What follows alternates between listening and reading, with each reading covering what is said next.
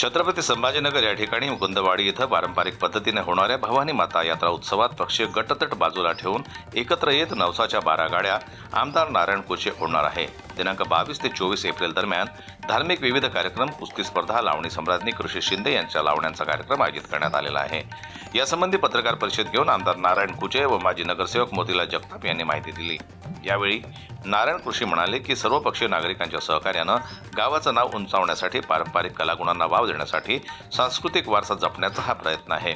नवसाच्या 12 गाड्या 30 जणांचा सहभाग असतो। देवीचे सोंग, पालखी, छबिना, मिरवणूक, कलगीतुरा, समाज प्रबोधनासाठी हरिभक्त परायण प्रभाकर महाराज शास्त्री यांचं कीर्तन होईल।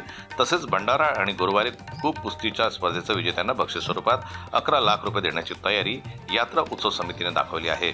यावेळी पुजारी व व्यवस्थापक देवीदास कुचे, किसन कुचे, बन्सीलाल कुचे तसेच बाबासाहेब डांगे, भाऊसाहेब जगताप, सुनील जगताप, पप्पू राज तुपे, अशोक डोळस आदी पत्रकार परिषदेला उपस्थित होते। मुकुंदवाडी या ठिकाणी होणाऱ्या भवानी माता यात्रेच्या निमित्तानं सर्व गावकऱ्यांनी मिळून यंदाही भवानी मातेची यात्रा पारंपरिक पद्धतीने घेण्याचा निर्णय घेतला आहे।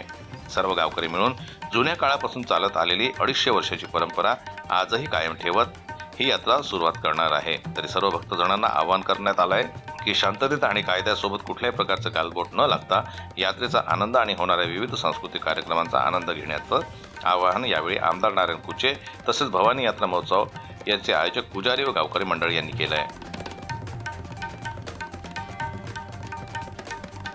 जनमत लाईव्ह न्यूज करता छत्रपती संभाजीनगरहून दिलीप वरघट यांची रिपोर्ट।